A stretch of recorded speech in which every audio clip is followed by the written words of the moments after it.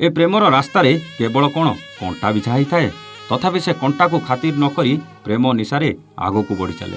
पादरे कंटा लगी रक्त बाहर जाणी से रक्त को खातिर नकरी से प्रेमर सफलता पाखरे पहुँचवाकू प्रयास करे। शेष में सफलता बदल मिले दुख आ जंत्रणा, प्रेम बदल मिले केवल प्रतारणा। मुझे भूल कहूबी मते गाली दे पार प्रताप भाई। एक कथारू मु स्पष्ट जानी सारी जे ये निश्चित असफल आउ प्रेम प्रतारणा पाइथिबा गोटे प्रेमिक बोली। प्रेमिकार प्रतारणार जंत्रणा खाली छटपट हेउतला, हेले से जंत्रणा भितरे ये प्रेम प्रति तार घृणा भी आसी जाइतिला। प्रेम को नहीं खाली खराब कथा कही चलतिला, प्रेमिका को खाली गाली दे चलतिला। ताकू टिके अटकेली और कहली भाई किए थिला से जहाँ पाई आज तमे मन भितरे प्रेम को नहीं एते राग। आउ से निरीह प्रेमटा कौन कला जे ता उपरे भरसा तुटीगला। छल छल आखि और बाष्परुद्ध कंठरे कहवा आरंभ कला। ना तार थिला सुप्रिया। ए भुवनेश्वर गोटे पार्क रे ता सह प्रथम देखा होइतिला। पार्कर को एक कोणरे पड़िथिबा बेंच उपरे एकुटिया चुपचाप बसीथिला। ताकू देखि लागुतला से गोटे बहुत बड़ टेंशन रे अछि बोली। मु संध्यारे वाक करुथुली, तारी उपरे नजर पड़िला। टिके दूररू ताकू देखि लागुतला तार कोन गोटे असुविधा होइछि। कौन होइछि बोली पचारिबाकू भाबिली, हेले साहस करि पारलिनी। सुंदरी मुहटा कांदी कांदी जेमिति मौली जाइतिला। मुंडर बाळगुड़ा अड़ुआ हेई याड सियाडे उड़ी बुलुतला। से सबकू तार खातिर नथिला। से किंतु को एक भावना राइजरे थिला, जो राइजटा केवल ताकू दुख दे चलतिला। तथापि साहस करी पुणी गोटे राउंड बुली तारी पाखरे पहुंची जाइथिली। आउ से बेंच उपरे बसी पड़िथिली। आउ से किछि न जानला भली ताकू देखि चलतिली। से कांदुथुला, लोह को लुचेबाकू बेले बेले मुहटाकू सेपटकू बुलेई देउथुला। सही पारलिनी, पचारिदेली कौन हेछि तमर एठी एमिति कांदुच काहीकि। तार किंतु किछि भी उत्तर आसी नथिला। मु कहिली मु जानिनी तम समस्यार समाधान मु करि परिबि कि नाही, किंतु तमे जदि सबु मते कहिदेब किछि तो मनटा हल्का हे जिवो। से तार से निरीह आखिरे मते टिके हनेई देला। आउ कहिला मो प्रेमिक मते धोखा देई आउ काहाकू बाहा हेबाकू जाउची। मु ता पई कोन न करिछि, ता पई मो परिवार सहित झगड़ा करिछि। निजे चाकरी करी ताकू पाठ पढ़ाइछि। गोटे झियो होई तार सबु अभाव को पूरण करुथुली।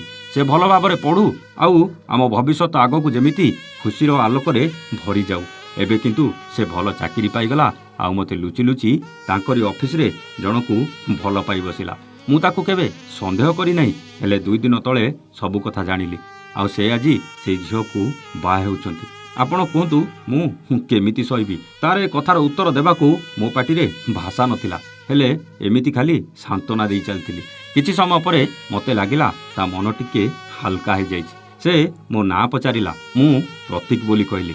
आउ मु भी ता ना पचारिली, से सुप्रिया बोली कहला। बास आरंभ हो जाइतिला बंधुता। मु भी ए शहर को नुआ नुआ आसीतिली। मु भी एक घरोई कंपानी रे चाकरी करुथुली। एई शहर रे मोर सेमिति केही जणाशुणा नथिले, तेणु जा हेउ जणे सांग तो मिलीगला। ऑफिस रु सबुदिन 5टारे फेरिबा परे मु ताकू सेई पार्क रे अपेक्षा करुथुली। आउ से आसिला परे सांग होई वाक भी करुथुलु। आउ दुख सुख भी शेयर करुथुली। तारी भितरे सुप्रिया ता पुराना प्रेमिक को पूरा भूली सारथिला। आउ मते ता मनटा देई सारथिला। मु भी धीरे धीरे ता आड़कू आकृष्ट हेबाकू लागिली। एई 2 मासर संपर्क परे आमे उभय उभयंकू प्रेम निवेदन करथिलु। मु तार सबु अतीत को भूली ताकू निजर करबाकू मनस्थ कली। आउ से भी ता अतीत को भूली वर्तमान आ भविष्यत मो सहित काटिबाकू कथा देइतिला। एमिति आमर संपर्क घनिष्ठ हो गला। राग अभिमान मजामस्ती भितरे आम संपर्क को पूरी जाइतिला 3 वर्ष। तारी भितरे आमे अनेक थर शारीरिक संपर्क रखिछु, अनेक थर होटेल रे राति भी काटिछु। एमिति कि मंदिर रे ताकू सिंदूर भी देइछि। सबु पूजा पर्व रे ढेर राति पर्यंत बुली बुली प्रेम को एंजॉय भी करिछु। किंतु एमिति दिने समय आसीबो मु जानि नथिली प्रताप भाई।